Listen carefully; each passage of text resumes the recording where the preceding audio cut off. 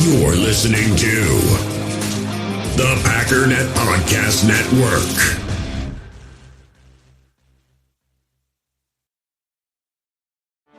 Get ready for the greatest roast of all time, the Roast of Tom Brady, a Netflix live event happening May 5th.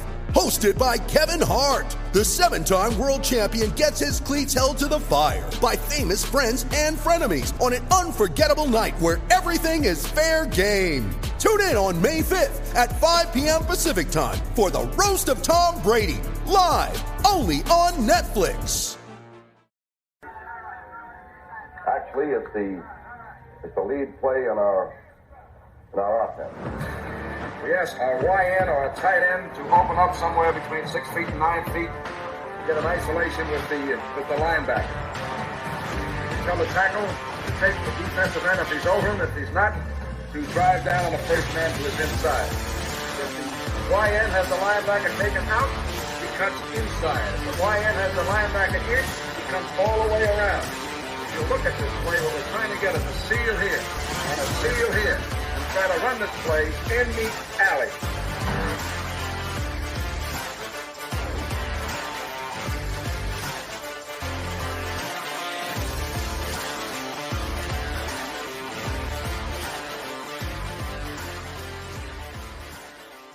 Hey, what's up, guys? Welcome into Packers Total Access. My name is Clayton.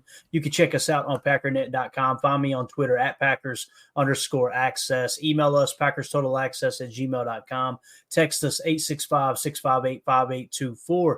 Joined alongside Tim and live in Green Bay. We've got Emilio live in Tennessee. Here to talk a little Packers tonight. This new layout might throw me off a little bit. I'm going to try to fight through it, though. I'm already trying to stare in the lower left corner. But how we doing tonight, fellas? Doing good, man. Good. Definitely got an updated camera now. I think I might need to go run and grab the Milwaukee light because I'm a little shadowy here. I haven't gotten the big O-ring yet, so. Glad to be back, Clayton. Again, thank you, man, for having me up there. It was an absolute blast. Yeah, thank you, man. It was great. We really learned so much these past few months, and then doing it in person, chalking it off like that. I've never done anything like that. That was awesome, and I still have all the boards and everything. So I'm excited to kind of see how it looks next year when we go back and how close we were. Absolutely. And now what we have was basically 4 sets of eyes on the board and how we put everything together, how we went through the whole draft process. So now things that you guys, Tim, Emilio, Jacob, that you look back and go, man, I think we should have done this a little different or could have tweaked the board there. That's good stuff to write down, right? And try to make it better moving forward. But, Tim, let me tell you about this guy right here in the middle, all right? He shows up at the crib. He walks in with a bottle of I don't drink much, guys, but when I do drink and it's on occasion or whatever, I'm a big tequila person. I love trying all different types of tequila. So he walks in with a fresh bottle of tequila, right, as a gift. He pulls out 2 bouquets of flowers, hands one to Mandy and one to her mother. So he was a hit all weekend long, bro. He stole the show. I'm over here like, Mandy's like, when you leaving? Yeah. He's over there like. Yeah, and then I got us some Irish cream. Yeah, that's right. That stuff is smooth. Then I got us a backup tequila just in case, but we didn't, We didn't even open the bottle, Tim. There was too much work to be done, man. Boys, when we get together, you don't have to worry about me taking any of that tequila. I can't do it. I can't do the tequila. That's not my style. Right. I'm a bourbon guy all day, so you can maybe I'll get you a nice bottle of Patron or something as a gift because I won't be drinking any of that. Trust me. Now that everybody knows that's my preference, what's going to happen is I'm going to have 17 bottles stashed over here, none of them open. Right?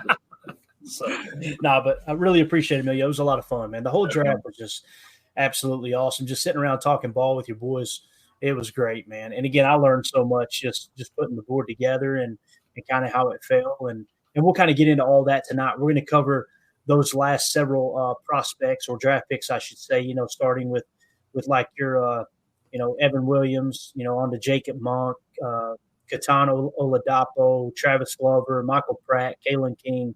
We just got some quick little snippets from Packers.com that we're going to hit on and just kind of get everybody's take on it Before we do that, though, let's jump into just a quick little shout out. Something else came across the old Twitter site earlier today on X, and I thought we'd kind of kick things off. It's easy to kind of get lost in the off season, obviously, and when the season does come to an abrupt end, it's really, really easy to not even think back on the high moments, right, Tim? Like the moments in the season where it's like, that was a fun season. You have the heartbreak of that final loss of the year, right? And that kind of weighs heavy on you. You don't really go back too soon and look at some of the things that went really, really well. Let's go back and just look at the aftermath of that huge playoff win in Dallas last year. And we'll kick the show off with that. This is a little bit different angle, though. Some of you guys wondering, I wonder what it was like to be a Cowboys fan that day. Well, we got a clip here. Let's check it out. Yeah, man. I came from there. We love y'all. Ain't nobody else, man. Disgusted. I am upset. You feel me? I am from Virginia. I flew all the way in today to watch this. I'm sad. Frustrated. We got another Romo on our hands. Choke like a... Disappointed. We need another quarterback, another coach, everything. It don't matter to me. It don't matter. That's how Cowboys fans felt after watching the team implode once again in the playoffs. We need help. We need Jesus. Yeah. Many blaming the coaches. Mike McCarthy losing at home against the Packers. I think legacy gone, man. Like, you won a Super Bowl with the Packers, and then you go take over a new team and you lose at home against that team. Without Aaron Rodgers. It's embarrassing. Others, the quarterback. No more Dak Prescott. ASAP, new quarterback. Dak, get him out of here. Trey Lance, the next stud. Let's go. Let's go, Rangers. And many fans demanding change. 12-5. Who cares when we lose like this to the freaking Packers who shouldn't even be here? It's disgusting. Let's get a real head coach. And if he can't do it for us, let's get a new quarterback. I'm tired. I'm tired. I love it. I will laugh at your pain all the days of my life. And that last guy, man, screw that last guy, dude. We absolutely deserve to be there. Are you kidding me? Oh, yeah, absolutely. We dropped bombs the whole second half of the season, man. We beat the Lions in their building on Thanksgiving. We beat Kansas City. We rolled, man. We rolled. We beat the Bears at the end of the year to make the playoffs, and we beat your stinking butts in your own building. So cry more, Dallas fans. I love cry it. More. Cry just a little bit more. What do you think, Emilio? It feels good to look back on it and go, you know what? Yeah, we got beat in the second round, but hey, we stole the Cowboys fans' souls, man, down there in D. I mean, when you're storming off like that and getting stomped in your own house by your ex-team, your head coach's ex-team, that has got to just a punch in the gut times 10, and they're over here absolutely deteriorating, and all they get in the draft is a tackle, then some more O-line, then a running back. Then they bring Zeke back too. So they didn't get their wish. Trey Lance, maybe, if he wants that guy to start, but then he just started talking about the Rangers. I mean, they're in trouble. Definitely. M. Smitty in the chat said, does tequila make Clayton's clothes fall off? No. Tequila makes Clayton hungry, though, boy. Let me tell you, I heard the giggity there. I get a little bit of tequila in me, and I'm like, hey, man, let's hit a Mexican restaurant up. Let's go for some enchiladas, some tacos. Let's do it up. Let's do it up right, man. Dude, and we were already eating so much that it was anything we could find, man. It was just – bro, we threw it down. We were just munching. A food hangover the entire week. Definitely. Coach Lynn said Costco got some good tequila. There you go. Put it on the ticket. Check it out, Coach. Put it on the ticket for me, Tim. A scouting report from Coach Lynn. I love it, man. Absolutely love it. Yeah, and what Venom says here, getting it back on track. Appreciate you being the responsible one here, Venom. He says, we're still the youngest team in the NFL after the draft. It's wild. Absolutely wild. And I tell you, man, some of these later round picks are just as exciting as the early ones. You guys know the two funky picks, if you will, were right there in the middle, right? Ty Hopper and Evan Williams. I can see how people will be like, oh, man, that doesn't make sense. Time will tell if Goody nailed those or not. But when you get into what we're saying about Jacob Monk, more specifically Mike Wall breaking down Jacob Monk's tape, obviously the interior offensive lineman from Duke, Ketan Oladapo, one of the most exciting prospects in the entire draft. Travis Glover showing a lot of upside there as well. We're going to get into all of it. I think officially my favorite pick in this draft might be Michael Pratt. Like, wow. Bro, that the value that you get with him there is just absolutely wild. Mm-hmm. Let's pull this up real quick before we get into some of the videos, and we'll go through each prospect. And we'll kind of revert back to it too here. I think it was our boy Deadfish that sent this over. Yeah, he emailed me this. So you know how he did before with the consensus big board and kind of comparing where the Packers took these guys, right? Yeah. With this year's draft. Okay, so obviously the number on the left is where they were at on the consensus big board. The number on the right is where Goody drafted them. Okay, so with the first pick, they took Jordan Morgan.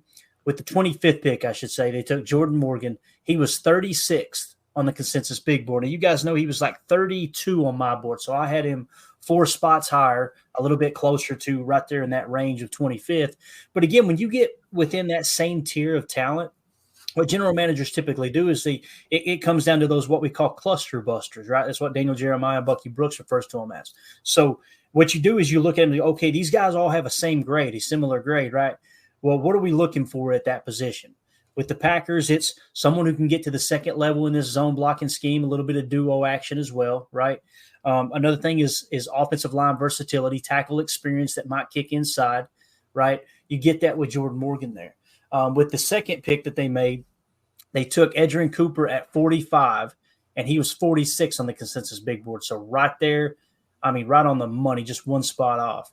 Next is Javon Bullard. They took him with the 58th pick. He was 59th on the consensus big board. Marshawn Lloyd, 88th pick. He was 88th on the consensus big board. Michael Pratt, this is one I was talking about. We took him with pick 245. He was 119 on the consensus big board.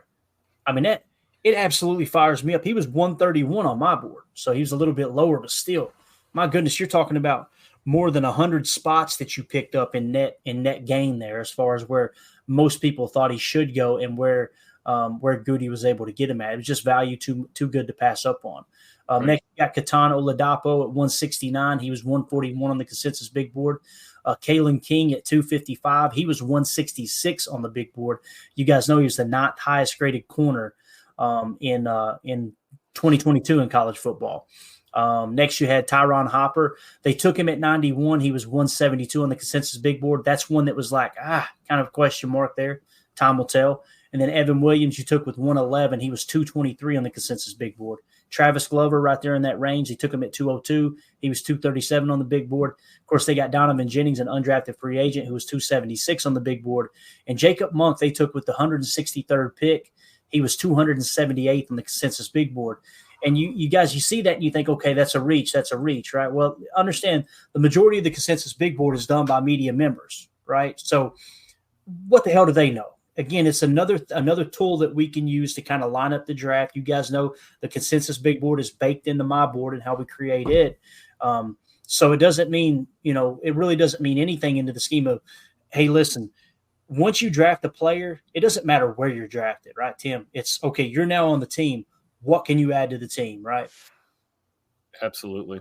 That's one of the reasons I really like the Evan Williams pick. That one's I don't know if that's going to necessarily be my favorite. Mm-hmm. Right there in the 4th round. Goody just, following it up with Katan Oladapo. Dude, safety, we went from an ultimate weakness to basically depth at that position group. And, really, it's true. It doesn't matter where you're drafted. I'll go ahead and say my favorite for sure is Edgerrin Cooper. Just me being a defensive guy. I'm so excited to see him back there with Quay. And then add Tyron Hopper, too. That's a nice little piece also that's going to develop over the next couple of years. We're better on the back end. We're better in the middle. And, it doesn't matter. 1st round, 7th round, whatever. Get out there and show that you belong, earn your spot, and go on and make yourself a star. That's what these young players are trying to do. And, this is a time for us as fans to be excited, it doesn't matter if your draft crush didn't get picked up by your team, man. You got to get behind these players and support them, man. So that's exactly it, Tim, because you get to still watch Ennis Rakestraw, right? So even though he didn't make the team, we still get to keep our eyes on him. But the problem is I can't narrow it down. I got an offensive lineman to protect Jordan Love. I got another offensive lineman to bring competition to the interior.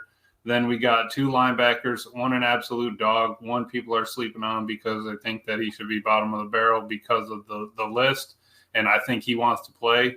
So that's just more competition in there. We got safety. We revamped all of that. And in a cornerback room that Goody and, Matt, Jeff Hafley all have faith in, I guess, that we, on the outside looking in, we needed to break the bank for a corner. We get a steal in the 7th round with Kalen King. I think he's going to have a chip on his shoulder. Yep. We get some dogs that want to fight. And like Ryan said, he's got a brother that's coming up. He was the one that chose to leave. And he made that decision leaving as a junior. He's going to have to make sure he puts out, because he could have made some more money going back. But I think we got all football players and all people that want to ball out.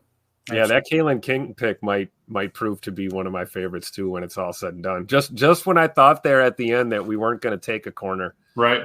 We go and get this guy. So yeah, it's going to be pretty mocks awesome. 2 or 3 of them and per mock draft, one in the beginning, 2 or 3 in the middle, and then none of them till the very end. Goody's like, you guys need more practice. Keep doing them.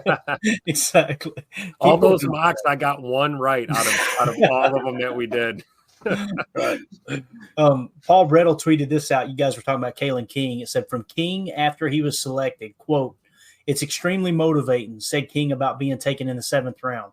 Not going where you thought you would go, seeing all the names being picked ahead of you, just enduring all that, seeing that, and I felt like it put a chip on my shoulder, a permanent chip on my shoulder that I got to keep there. I felt like the Packers are going to get one of the most competitive guys in the country, a tough corner, physical corner, who's going to give 100% effort around the field at all times and make as many plays as I possibly can by doing it at 100%. Again, this was the guy that I think it was Sauce Gardner that was driving in. He may have been a teammate at some point. I'm not sure where Sauce – did Sauce play at Penn State? Am I thinking right? Did he play there? I can't remember. Anyway, it doesn't matter. Yeah, but I know he went to bat for him there in the tweet for sure. Mm-hmm. But yeah, Kalen King, again, if I remember correctly, he was the 9th highest graded corner in 2022. He was a 2nd team All-American, if I remember correctly.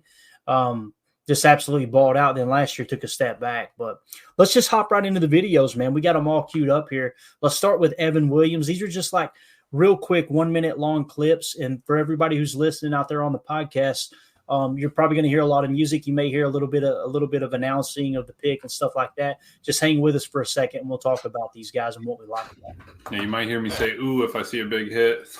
He got run over from the outside, from the inside. Evan Williams again. The Packers just traded up in the 4th round. Backing up again. Taken down again. And they traded up for Evan Williams. He's an old school safety, kind of rough and tumble. He's smart, he's instinctive, and he makes tackles. Very impressive guy, and a guy that seems to be always around the football. We get a player that could come in here, take us to the next level. Love that play. Oh yeah, excited just to kickstart this team and help this team win a Super Bowl. Yeah, he single-handedly shut down Caleb Williams. Like that dude went in there and you could tell he was kind of spying Caleb a lot that game. And that's what Caleb Williams likes to do. That's really the only knock on his game is he doesn't really play within the system. He doesn't 3-step, 5-step drop, read it out, right? It's look at the first guy, make something happen. He's got elite ability to throw on the run. But when you play someone like Oregon and them having Evan Williams really kind of keep an eye on him, every time he went to roll out of the pocket, Evan Williams was right in his face. But I think what we're getting there is a hard hitter, someone who's going to help in the run game. And I think everything that I've seen on tape of him just kind of playing at and around the line of scrimmage and the aggressiveness he showed to get in the backfield, I think we're going to get a solid special teams player there too. But what do you think about the Evan Williams pick there, Tim? Oh man, I'm in love. I've heard. I see Coach Lynn in the chat talk about Micah Hyde. It's not the first comparison I've seen with him. Comparing him to Micah Hyde, I can definitely see that, especially the body type and positionally the way they're playing the game. But I think Mr. Williams has a little more pop. I think he's more of a dropping him down in the box or near the line of scrimmage, that's next level, man. We've been missing that, right? You just hit it on the head, Clayton. Helping us in these run fits. A guy that can, possibly be deep third, but then come up and fill a running lane and, contain that run. That's so priceless, man. I love this pick. I really do. And it caught me off guard. I was kind of surprised, with that pick. And the more I've, really looked at it and had some time to kind of digest the whole draft class, man, this pick looks better and better every day, man. And they talk about trading up too. Like that means Goody caught wind that someone else was on him, right? Yep. And it might have been the last player in that current tier, right, Emilio? That's what causes a GM to kind of hop up there like that.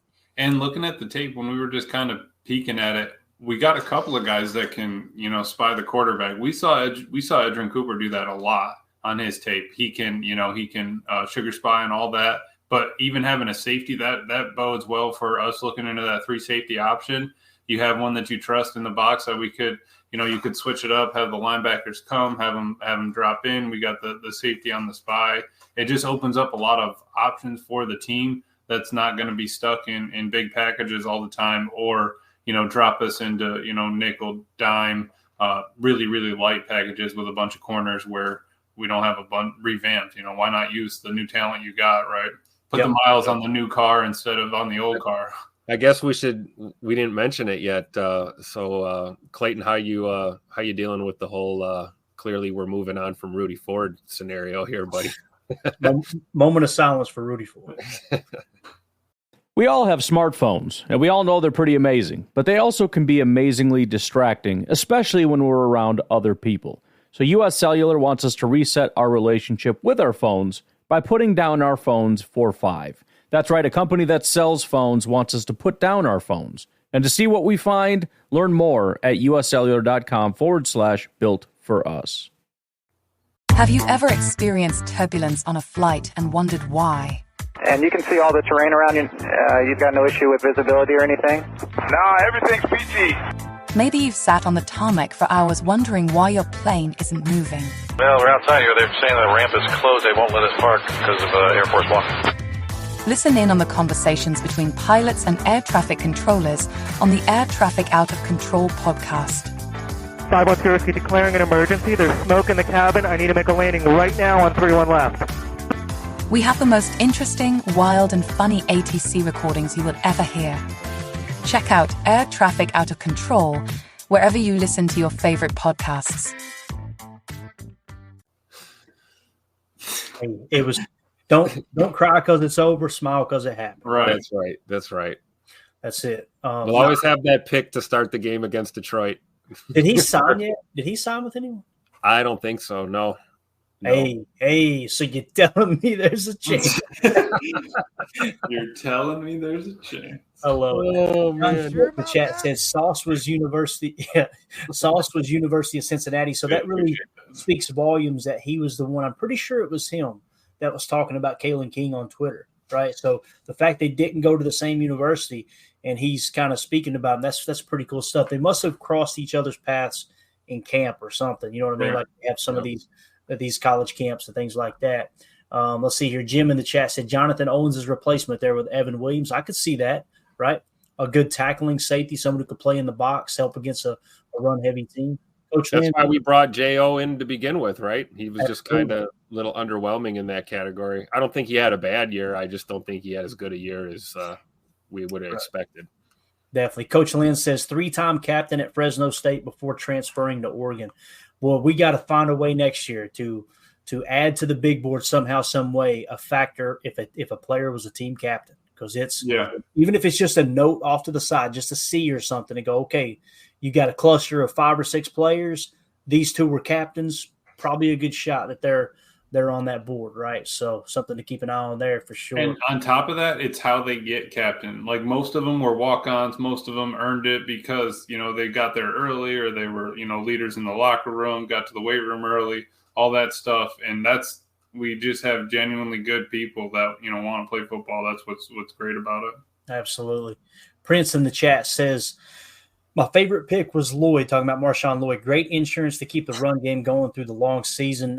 Marshawn Lloyd might give Josh Jacobs a run for his money. I'm just listening. Now, I'm not suggesting that he could win the starting job. I'm just saying we put Marshawn Lloyd on the field with what we're seeing, what he did at USC against pretty good talent. I wouldn't be surprised if every time he comes on the field, we're not going, crap, where's Josh Jacobs at? It might be one of those two-headed monster type things. Two-back set, a little two-back in the shotgun formation, little pony package coming back. 21 personnel. Uh-oh. I have a little PTSD from the pony package. I ain't gonna lie. I was expecting so many great things out of it, but the problem that you have there, and you realize it real quick, was AJ Dillon just wasn't that true H-back. He wasn't that guy that could really block or even take enough attention away from Aaron Jones to kind of capitalize on using the pony package. It just sounds so damn cool too, man, the pony package. Like you wanted it to work.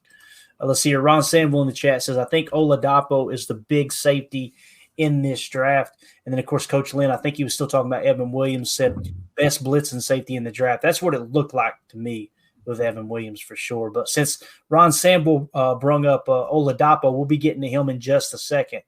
He's going to be next on the list after Jacob Monk.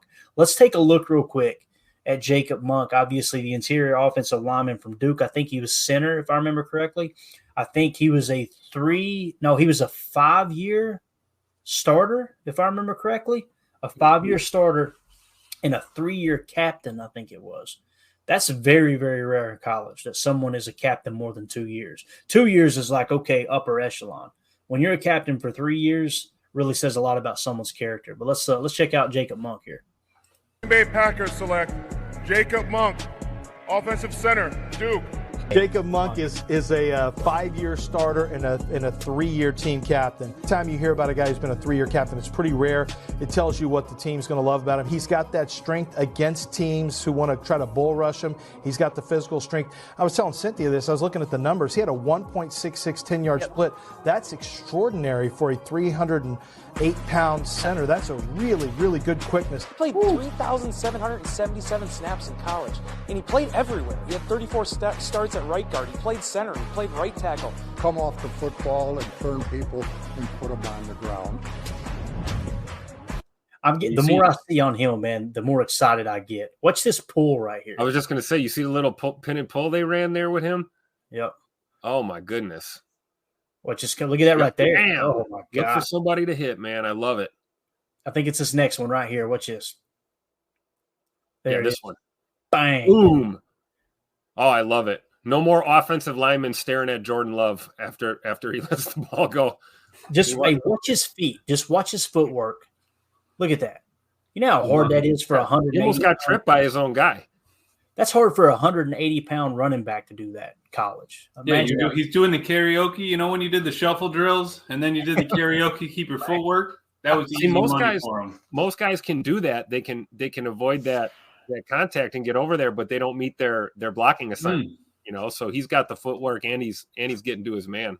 I love it. Look at him staying sound right here. He's ready. He's prepared to help, right? Prepared to help there. I guess that's the center, number 7. He's prepared to help. He kind of does. He kind of chips him a little. And then just kind of kicks out and bang, pancake. Yep. Dude looks good, man. This is a guy that's going to – here's the guy. He's going to compete at right guard, I believe. I think we might have us a potential right guard in the draft here. He looks great, man. Look at that pancake. Let's go. Love it. So how do you – I'll start with you here, Emilio. How do you think he'll kind of come into play, man? It's cool. SDM40 says Mike Wall called Monk the next Zach Tom. Mm-hmm. I imagine what he's seeing too, and you correct me if I'm wrong, SDM40. I imagine Mike Wall mentioned his feet a couple of times because that was the thing about Zach coming out was like, man, he's a technician. But do you think he could? You think Jacob Monk could compete at right guard there, Emilio? Oh, definitely. I think he's got a great shot at starting. Honestly. Start there for a year or two. If Josh Myers doesn't pan out, doesn't work out, slide him in there. I know he's intelligent. He went to Duke. It was a legacy, right? His dad went there and stuff like that, but he didn't leave him, right? He wasn't swayed by money. He wasn't swayed by anything like that. Dude showed up and worked, showed by the captainship. But I really think that he would do well as our right guard. Someone that can punch, someone's got a good base, can move around. You just saw him work off a double team, help on the inside, pick up a blitzer and that being intelligent is big. And he wasn't, like Tim said, spun around looking at Jordan Love or his quarterback at any point. So I will take that as a win. And let's see how they do in the offseason here. When he did play center, the quarterback didn't have to yell, snap that effing ball. Yeah. Right? That's always a plus. Let's see here. Tad in the chat says, I read some comps of Monk to Lindsley. That would work. Could you imagine that, man, if he turned out to be the next Corey Lindsley? Because it might be a situation, like they said, he played on all 5 positions, got that versatility. Maybe he plays at right guard and then he competes for center next year if Myers doesn't come back, right, Tim? That was Corey Lindsley to a T, right? Played a little bit, on the interior and ultimately ended up playing some center. But you know what? We talk about it, man. This is, I keep repeating myself, but it's worth repeating. We need versatility on our O-line. A lot of the great O-lines in the NFL have that. They have guys that can play more than one position on that line because you never know, when you grind through a season, what you're going to need out there. But I think the thing with Mr. Monk that is so cool is, the fact that we like a lot of zone run offensively, and having a guy that can pull, having a guy that can help, having a guy that knows his blocking assignments is going to be huge. And, it may be a little early. We may be jumping the gun, but I'm going to co-sign with Emilio 100%. I think this dude's got a chance to come in here and start. I really do. Right guard has been, kind of a tough spot for us these past couple of seasons, man. And if this kid comes to camp and he's firing on all cylinders, man, he could very well win that starting job. Yeah, definitely. Let's see here. Coach Lynn says, we missed him in our draft prospects. Was he on your board, Clayton? He was not on my board. I hadn't worked him up. Okay. So the way that I set my database back in January, the database is kind of current right at that moment. So if there's players that kind of emerge later in the draft process, people will send them to me. We'll work them into the board. And again, my board is designed to not go past 150. But this year we took it to like 270 or whatever it was. So what I did was I went back and worked him into the board. And here's the thing. He still landed at the 259 spot. So it's still way off. Goody's seen something in Jacob Monk that obviously no one else seen, right? Let me revert back to that message from Deadfish. Where was Jacob Monk at as far as the consensus big board? Yeah, 278 on the consensus big board. So the consensus big board had no clue on him, right? And we took him at 163. So just really interesting to see how those guys come into play. Let's see what else we got here in the chat. I think I had another couple marked here. 2-0 for this says, I've got a feeling Myers won't last much longer at center. Yeah, it does kind of feel like his days are numbered unless he's willing to take a team-friendly deal, right? I could see him wanting him back at the right price, but that goes without saying for every player on the team. SDM40 said, yeah, Mike Wall said it's all about the feet. You can teach the rest. So good stuff there, man. All right, cool. Let's move along to the next player, and that is the man of the hour. We might have to hit some Home Depot music for this one. It's Mr. Oladapo. Green Bay Packers select Ketan Oladapo, defensive back, Oregon State. He's got the type of size that you love as a downhill hitter in a split safety approach for teams who like to play on the back end. The thing I like about him, just the quick highlights I looked at it, very physical player, 3-time all-conference player, 248 tackles, 6.5 sacks, 3 interceptions, had a nice play this past year against Washington on a chase down forced fumble, the kind of play you like to see that second effort on. Ketan is every bit of 6'2", 216 pounds. Can you say, let's get physical? Love it. Hey, Ketan Oladapo, remember that name. I think he is going to compete. That's right. My man is going to compete for that third nickel spot if we do somehow, some way go to a big nickel. And this is intense talking about Ketan Oladapo with the Home Depot music in the background. It doesn't get any better right here. Come on. Talk to him, Emilio. Absolutely nothing better. I mean, the only thing that could be better is a Milwaukee sale, right? Besides that, Oladapo being on this team was probably the most exciting moment I had this entire draft. I mean, you saw it on the stream. I about lost it. I had to hold my tongue, but, man, I couldn't be more excited that he's here. and it's just that swagger, that excitement. Obviously, everybody can have a guy and pick them, but I cannot wait for somebody with that kind of just energy and buzz to be in that locker room and get it going, man. I think the team's going to like him. I think everyone's going to kind of flock together. Definitely, man. Let's see 2-0 for this in the chat. Says we are truly building something with the Oladapo pick. It just feels like they got a little something up their sleeve, Tim, with this Oladapo pick, man. I don't know. He's a lot of fun to watch. I seen somebody in the chat said someone was saying that he was just going to be a special teams player. I don't know what they're smoking, right? What? J. Cole said that. He said, I heard someone say today that he is only a special teams player. I don't know what they're watching. Yeah, they probably use cobalt tools too. That's probably the other issue. But honestly, I don't know what they're seeing. To my next point. Don't smoke crack. Exactly. Oladapo is somebody that gets something done, okay? And he helps other doers do that, okay? And that's all that matters. You can do it. We can help. That's it. Yeah, so I can't take this seriously. The thing about Ketan Oladapo, I had him in the 85 spot. We got him at 169. And if you want a good laugh, man, go back and watch the live stream we made that pick. We went nuts. Emilio's reaction, he's the first one to see it. And all I heard was, oh.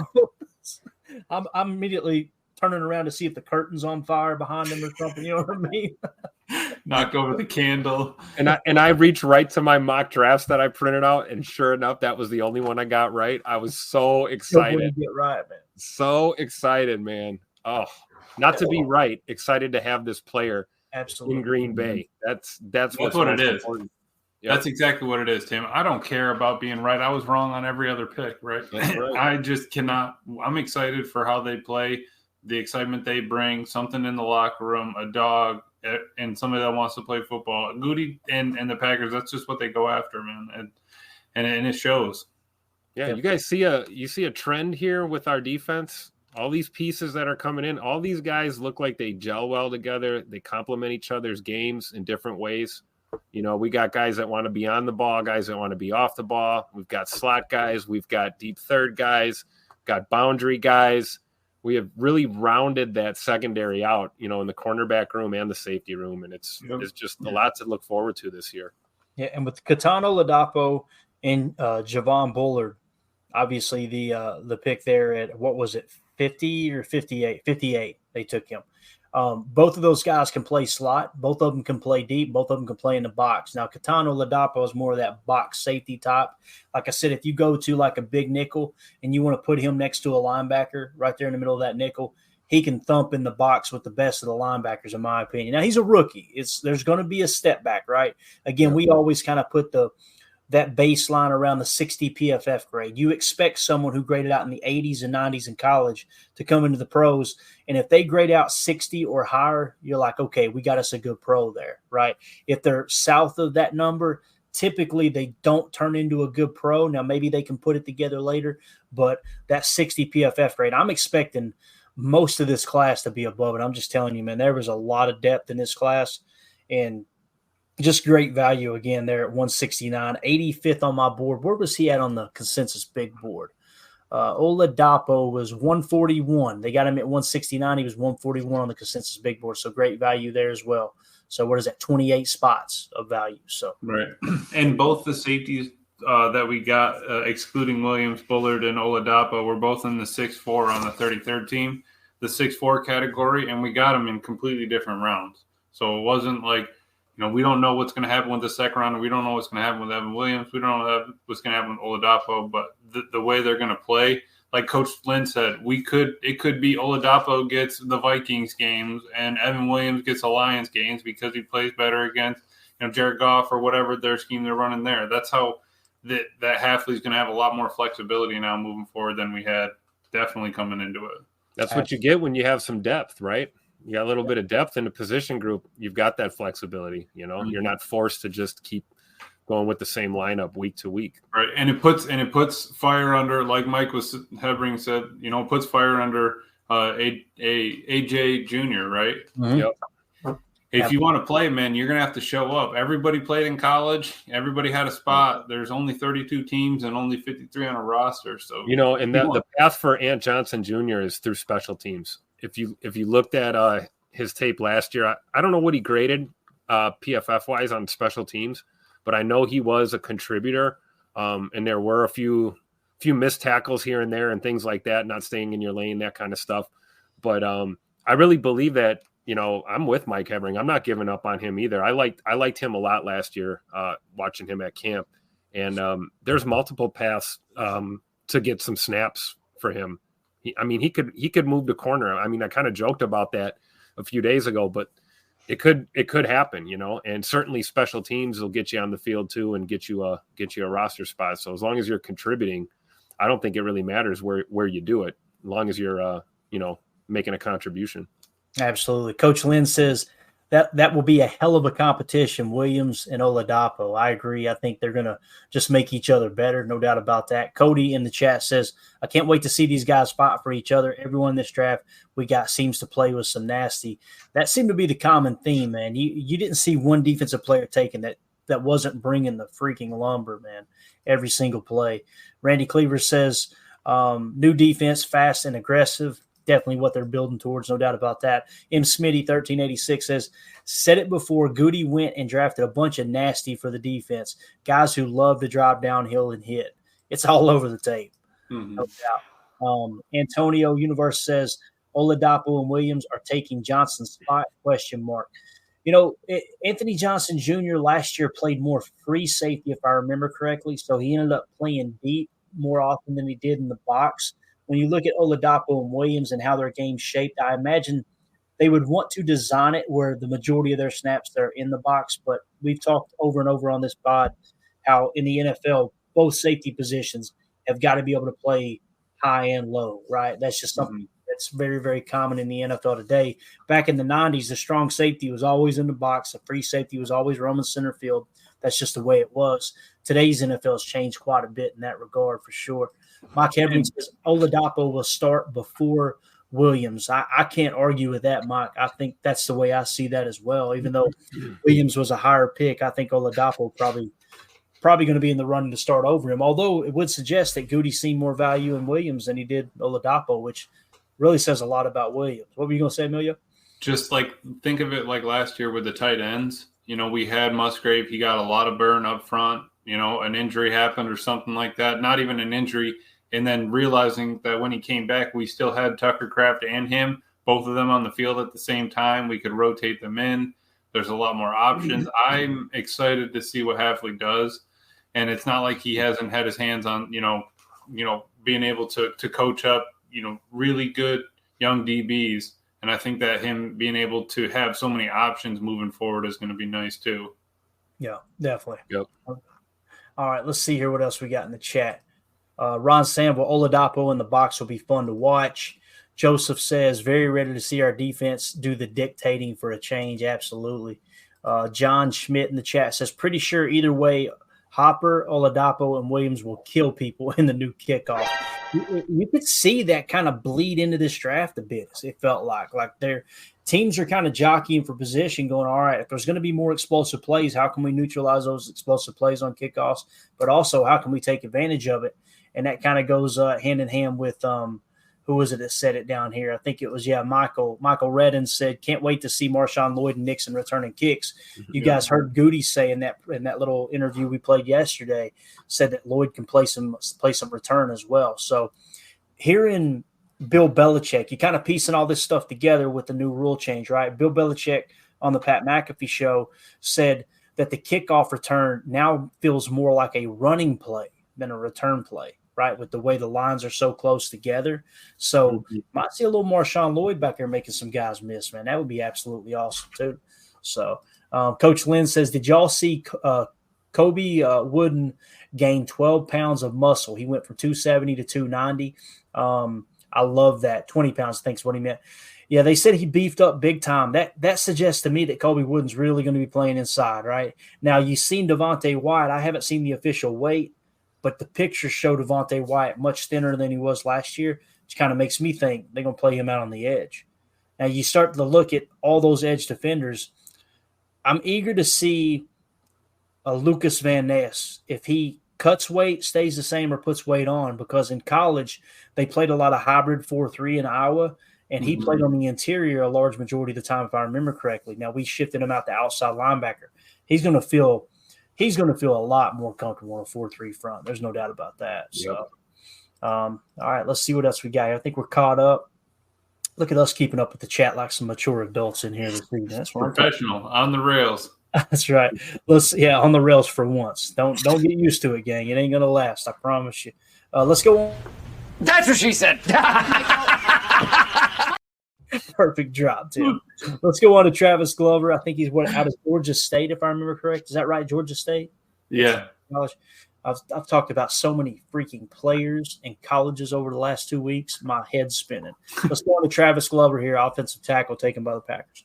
The Packers have made their selection in the 6th round. He is Travis Glover. When you're getting this late in the draft, you're looking for traits. This guy has them. I try to be violent when I play and really like timing in my strikes. He may be a project, but he's a project with what they call in the scouting business tools. There's so much history up there. Seeing how dedicated the city is to the team, and I'm just excited to be a part of it.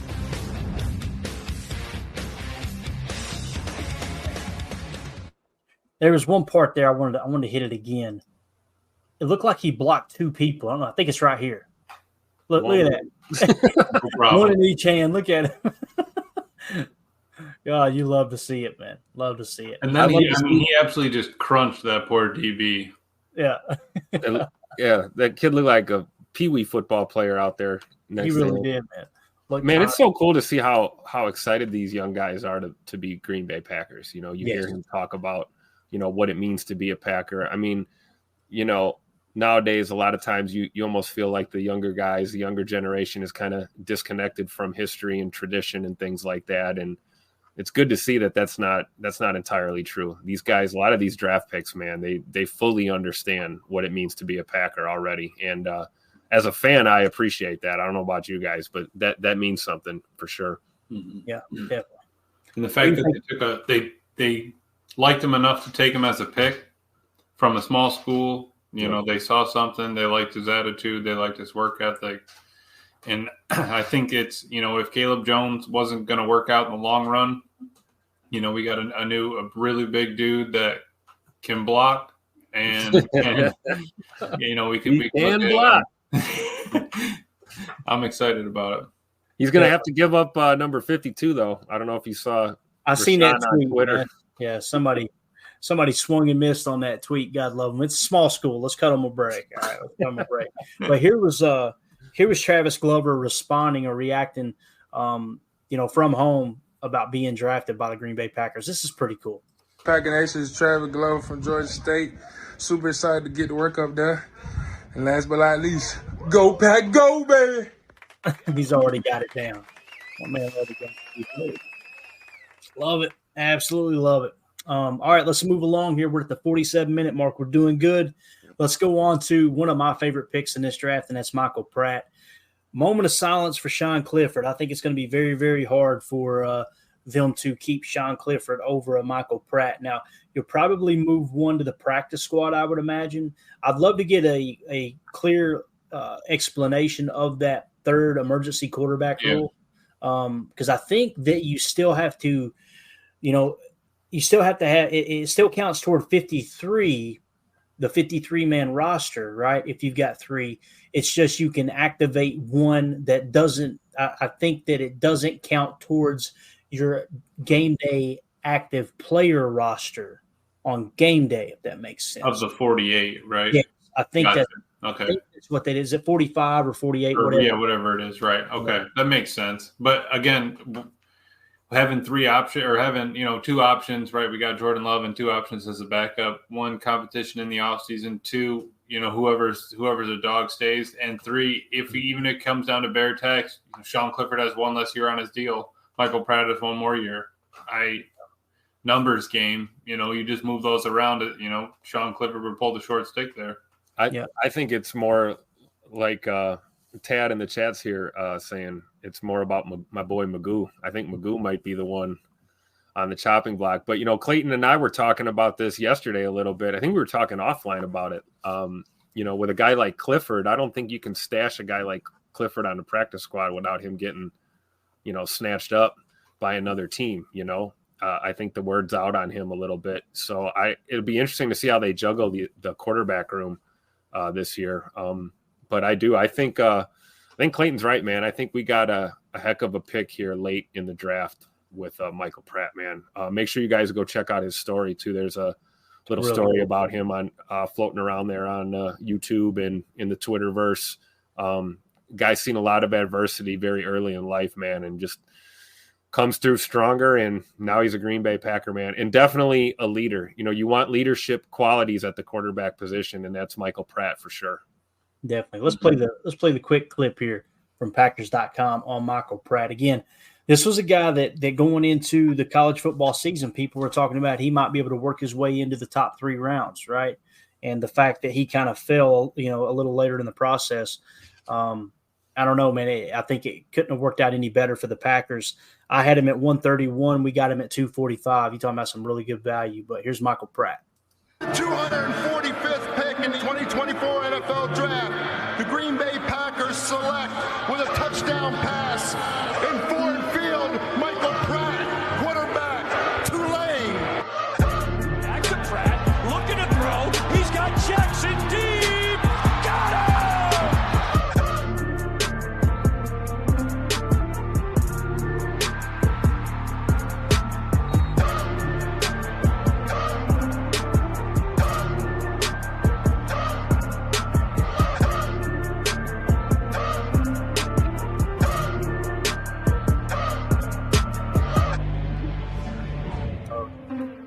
The other thing about Michael Pratt, man, he's got some wheels. That dude can move around, right? He can make things happen with his legs for sure. And someone that, if I remember correctly, was highly recruited to going into college. If I understood that right, those are pretty deep ball, like Coach Lynn says here too. You can see it that he's a natural thrower. I know someone else said something here in the chat. Let me see if I can find it real quick.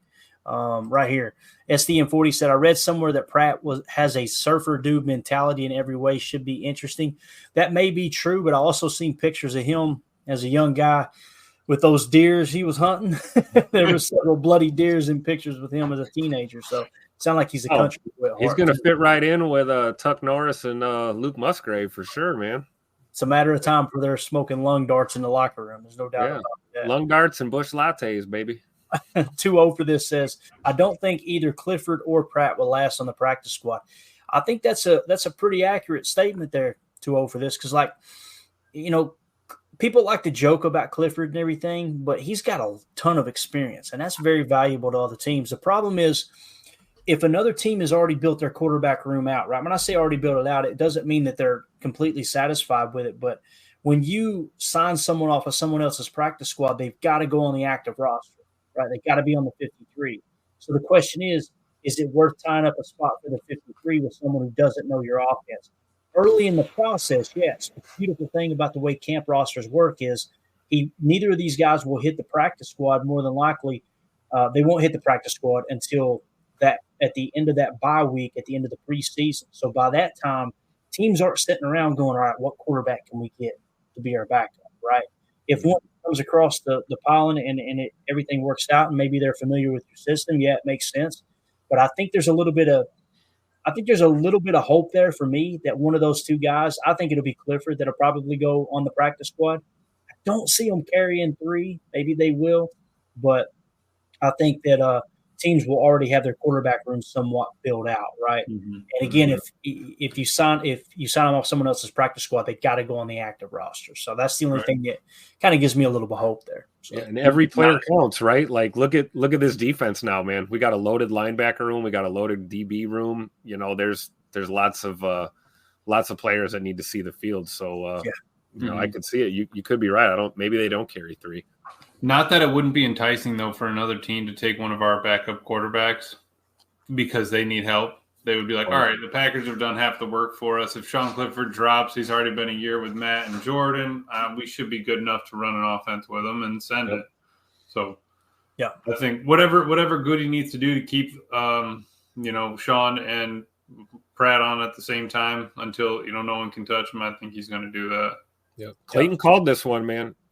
A quarterback heavy draft, a lot of QB talent in this draft. He said many weeks ago, don't be surprised if Goody takes a late round quarterback, and lo and behold, that's exactly what happened. And I'm happy that this is the one we got. Right. This is a great pick. Yeah, I was just scared to death they were going to trade up in the first round. I had to get a neck tag. That's the only thing. Luckily, that didn't pan out that way. Dano in the chat here on X. Appreciate you joining us, buddy. He says, attitude reflects leadership, Captain. Right? You guys, it might be about time to break that out, man. Remember the Titans. We got to get that in the rotation. Left side, strong side, left side. Oh, what a movie. Absolutely. And for Jake, my fault, Clayton. Go ahead. You're good. Just because we were on Pratt still, I think that J. Cole was asking. I'm pretty sure he messed up his knee a couple games into the season, and then I think he was supposed to play against Ole Miss, and that Ole Miss game he was out for 2 games, and he didn't kind of run right afterwards, and people were iffy on it, and I think that's why he kind of slipped down. Got it. Makes sense. Tim, read that comment there if you can, Bub. One of you two. I'm trying to pull up a video that someone just mentioned in the chat. Yeah. Which one? Should be on the screen. No, I just undid it. No, it was. I'm trying to find it, Clayton. That's on me. It's the top mark one there. It's somewhat of a long one. Oh, I got you, Bill, right here. Bill says, not only am I excited to see the cream rise to the top during camp from the players, but also excited to see the new coaching staff prove themselves. Critical. Very well said. I agree 100%. I echo that sentiment. It's going to be cool because this is going to be new for so many people in this organization, especially on the defensive side of the ball. And as we know, that usually goes one of 2 ways. It's usually unbelievably successful and awesome, or sometimes you struggle and you crash and burn and it takes a while to get things going. Mm-hmm. I'm looking at this team and the talent they have and the staff that was brought in here. I think it's going to be a positive thing, man. It'll take a little time to get guys going, but once things start clicking and Hafley's got the system fully installed and guys are embracing their roles and he's finding the right guys for those roles, I really do. I think we'll be successful. Sounds like Bill's done some concrete work, right, Clayton? He's worked the trial, the fresh pour, and he's got it back and forth, got to make it smooth. Once that cream comes up, man, that's final product right there. And that's what I can't wait for Hafley to have his hands in it and create that. Yeah. Anything more than 1/8 of an inch film on top, you're spending too much time on it, buddy. On to the next one. Where's your styrofoam pad? You need to get moving. We got a hobby out here. We paying the bills. We got to move on to the next pad. Let's keep it going. We already need our lines cut. What are you waiting on? It's getting too hard. Exactly. This might be my favorite comment of the day with some Home Depot music in the background. Coach Lynn says, how the hell do we get a quarterback but the Raiders don't? LOL. We play chess in Green Bay. Oh, yeah. I love it. Now, this is the one I wanted to get to. M. Smitty said Pratt's reaction to being drafted was pretty awesome. So I went and grabbed that video real quick, and let's check it out. This was Michael Pratt getting the call from the Green Bay Packers. What's up, man? How you doing? I'm doing well. I'm here with all my family and friends. Yes, sir. Well, get your jackets. Green Bay.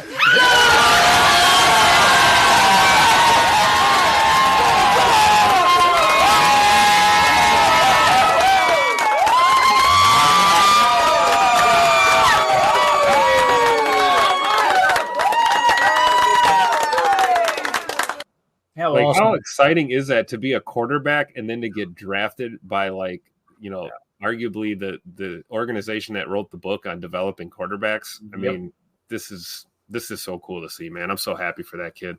Yeah. Like 2-0 for this set. Dude just casually swimming during the draft, right? Hanging out with friends and family. Love what he said. Get your jackets. They were like, what? We're going to Green Bay, baby.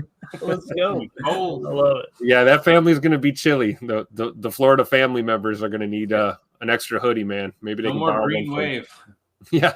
No That's right. Chewy in the house said that was so cool. It's just awesome to see these young men and their their dreams coming true, man. All that hard work, and the parents too. You know, when Christian Watson was drafted, we were fortunate enough to have his mother Krista on the show. We referred to her respectfully as Mama Bear Watson, I should say. We had her on the show, and hearing her get emotional, just talking about how her and her sister and other family members had to split up and go. They couldn't be everywhere at once. You know, they had to go to Trey's games. They had to go to Christian's games. They had to kind of divide and conquer, and all those late nights traveling back and forth, watching them play.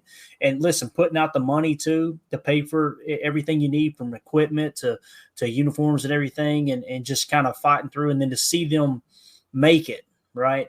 It's just a really cool moment. It's kind of like that. That's the big celebration, right? When you get that call, Yep. Like you said, getting the call from someone from an organization that has so much, rich history in developing quarterbacks is really cool. So eager to see him and our boy Sean Clifford compete there for the backup spot. No doubt. Tom Clements has got to be like this right now, chomping at the bit, man. This is going to be great. Too much here in the chat. I love what he said. He's always thinking like a scout. He said, bro, the way he jumped out of that pool was impressive. That was actually pretty impressive. With the phone in hand, gets water all over it. Who cares? We're going to Green Bay. We don't need this thing. Exactly. Yeah, I'm with him, Smitty, too. He said Javon Bullard's reaction is still my favorite. Yeah. Again, we played it live on the air. Didn't even too over this guy, and I'm an effing Packer. I played it. I thought he said I'm a Packer backer. And then I played it back later, listened to the pod again. I was like, oops, that one slipped through. My bad. Sorry to the kiddies out there. But yeah.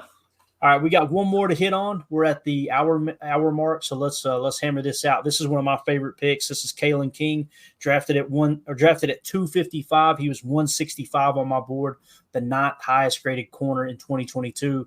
Don't be surprised if he returns to that level of play there. Again, second team All-American, I believe. But here's Mr. Kalen King getting the call. 255th pick in the 2024 NFL Draft. The Green Bay Packers select Kalen King, defensive back, Penn State. King makes the play defensively again. He's going to heave a deep ball, underthrown and intercepted. And Kalen King was there to pick it off. Quick throw for the end zone on 3rd and 10 at the 3-yard line, broken up. Great coverage by Kalen King. This time he's spun down at the line of scrimmage by Kalen King.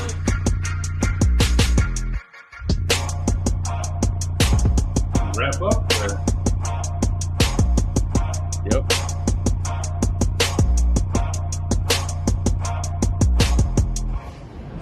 Got us a cornerback that can help in the run game too there. Look at him coming up, making plays. Look at that stick right there. Boys, you kidding me? Bang. That's a big old running back too. Oh, yeah. Shoulder pad to the thigh does not feel good, let me tell you. I love it. And then the very next one, too, I think was a tackle, if I remember correctly. Every time he got up after a hit, he had that swag to him, right? That little bit of that edge, that same thing that Bullard has. Yep. Same thing that Edgerrin Cooper has. Like I said, there's like the theme with these guys that we brought in, man. Mm-hmm. And they're going to click really well with the veterans that we do have on this team, man. It's going to be awesome. Definitely, man. No doubt about it. I love what Too Much says here. Said he was a legit first-round pick last season. We might have found one for real. I love to do that, too. Sometimes you can go back and look at the consensus big board. You're going to make me do it, make me go over here. I know it. I'm got to look it up. Talk about Kalen King for a second there, fellas. I got to see where he was at on the consensus big board last year. Just like Ron Sandville said, King is a talker, and it's true because and again, that's why he's going to fit in. Jair's a talker. Xavier McKinney's not scared to jibber jabber a little bit. I mean, our defense definitely has a little bit of swagger, and it's one thing to talk, but it's another thing when you can back it up by walking the walk, and that's what these guys do. I don't like seeing a lot of guys chirping when they're not getting it done on the field. So if you're out there doing your job and executing, and you want to talk a little trash, I'm all for it, man. I love it. Yep. Yeah, and some people are probably thinking this. They're thinking, how was he 165 on your board? You guys know how I said I like to look at the consensus big board in January because that's coming fresh out of the college football season, right? Well, when April 23rd, right? On April 23rd, he was 189 on the consensus big board. all the way back in January the 3rd, I believe it was. Yeah, January 3rd. He was 45th. After the season ended, he went from 45th on the consensus big board all the way down to 189. Didn't play another snap of football, right? So just kind of goes to show you how things can change with the underwear Olympics and all the rumors get swirling. And, you know, sometimes a player will fall not because they've heard something negative on them, but because one of the media outlets is beefing up. They're trying to prop up a player of a program that they support, and all of a sudden, all it takes is 2 or 3 of those, and now you got a guy sinking on the board, right? Yep. But yeah, I think Kalen King could legit be the real deal. He's one of those guys. We showed you the screenshot. He's going to have a chip on his shoulder. So it's exactly what Mike Evering just said. Yep. Said King has a giant chip on his shoulders. Watch out. It's going to be a lot of fun there, man. So and his running mate Johnny Dixon, I don't even think he got drafted, right? So we got a dog. I think I'm excited for him to show out. Yeah, definitely. All right, let's wrap this thing up. Tim, you got anything else you want to hit on before we go, bub? No, I think we covered it, man. This was great.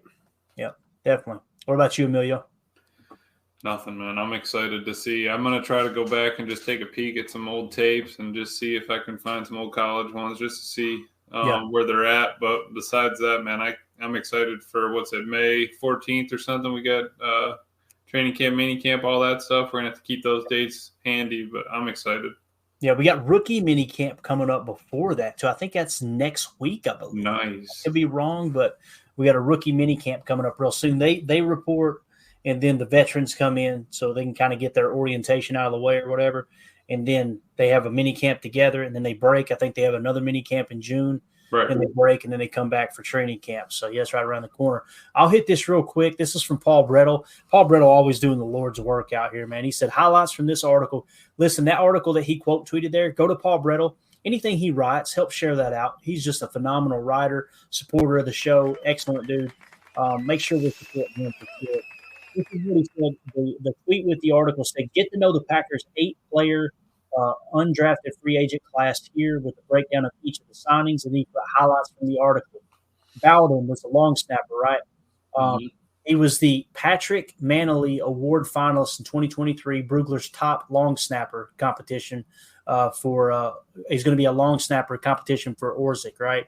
Then you've got Esther, defensive lineman, 23rd run stop rate, 293, moved around the front. So let's see, Goforth, the linebacker. I think I'm saying that right. Is his name really Goforth? Is that how you say it? What a great name, right? Go forth and smack somebody in the mouth. Exactly. So Goforth, linebacker, they were talking about how I think it was his vertical. It was just crazy. He's got crazy explosion. Hard hitting and blitzing ability is what it mentions there. Howard, the running back, Jarvion Howard, you guys know he's a little bit higher on our board. We had him in the 217 spot. We got him as an undrafted free agent. Really exciting stuff there. It says Howard, basically 5 yards per carry in 2022 and 2023, 20th in yards after contact, 5'10", 215 is the measurable. So he's thicker than a bowl of oatmeal. You love to see that. Jennings, offensive line, talking about Donovan Jennings, 3,100 plus offensive tackle snaps. Wow. Projected at guard, 8.93 RAS. Man, Paul Brettel's the man, dude, these numbers. Jones at offensive line, right tackle at Michigan. I think that was, is it Trent? Yeah, Trent Jones out of Michigan. 14, what is that PR? What's PR stand for? Help me out here, guys. What would that be? 14 pass rush. No. I have no idea. I'm sorry, no, I'm on the wrong line. My bad. That's why it didn't make sense. Jones, right tackle at Michigan, fewer than 1,000 snaps projected as guard. So he has hardly anywhere on the tire. The next one was Matthews, interior defensive line. That makes sense there. So, yeah. So you've that's probably pressure. 14 pressure. Graded out well. Yeah, graded out well versus run. Packers had just 6 interior defensive linemen on the roster before the draft, so there's a chance he could be competing for a roster spot there. And then you got Swinson, tight end, Messiah Swinson. So we got a linebacker named Go Forth and Smack someone in the mouth, and we got a tight end whose first name is Messiah. It's going to be a good undrafted free agent class. He's 6'8", 255. And Messiah is your Josiah replacement I think that's your H-back right there. 6'8", 255, slot experience, used as a blocker. That might be the guy. Here, man. Mm-hmm. That's serious stuff, Tim. We have to break the book out here in a minute. So he's 6'8", 255 pounds, slot experience, but used often as a blocker. So that was Paul Brettle's quick little breakdown of the undrafted free agents. Really good stuff there. So just wanted to get that in real quick so we could turn the page on that. Up next tomorrow night, if everything goes as planned, we're going to do Edgerrin Cooper Chalk Talk tomorrow night. It's going to be absolutely phenomenal. So we'll get the guys in here reacting in real time, kind of talk about what he's doing as far as the scheme goes. You know, we'll see him at mock. We'll see him at will. You'll notice it's going to be a really good exercise because like Emilio and I, Emilio went combing through some information. They switched in his time at Texas A&M, Edgerrin Cooper being they switched from a nickel 4-2-5 to a 3-3-5 Cub, right? Yep. It was kind of, they were throwing in a little bit of that hybrid 3-3-5 action. So you're going to see him a little bit at technically the Sam. You'll see him with a 3-3-5. I guess it would technically be called a Sam, although they're pretty much playing him in a wide 7 where he's kind of little sugar rush, but playing some spy. Did that a lot. You'll see him in the mock. You'll see him in the wheel. And you'll notice that the mock and the wheel is very interchangeable in that regard. It's going to be a lot of fun. Yeah, you'll see him walk up in the A gaps, mugging and everything. He can do it all there. So I'm excited to break the tape. Definitely. So if you guys are watching on YouTube or Twitter, we would really appreciate it if you could like and share, help boost the algorithm, get this podcast and this type of content into other Packer fans' feed. We really, really appreciate y'all hanging out with us here on this Tuesday evening. We're going to get out of here. Also, Patreon group, we're going to be giving away an autographed Paul Hornung football. We're going to be giving it to one lucky member of our Patreon group here coming up really, really soon. So if you're interested in joining the Patreon, the PTA Posse over at Patreon, you can click on the link in the description of this video or just go to patreon.com, and it should be /PackerFan Total Access, all one word. And again, just a way for us to give back to those who are supporting the stream. So with that being said, we'll get out of here. On the pod. Thank you for making us a part of your day. As always, let's go out and be the change we want to see in the world, and go Pack Go. It's a power sweep. Actually, it's the lead play in our offense. We ask our YN or a tight end to open up somewhere between 6 feet and 9 feet, get an isolation with the linebacker. Tell the tackle to take the defensive end if he's over him. If he's not, to drive down on the first man to his inside. If the YN has the linebacker taken out, he cuts inside. If the YN has the linebacker in, he comes all the way around. If you look at this play, what we're trying to get is a seal here and a seal here, and try to run this play in the alley.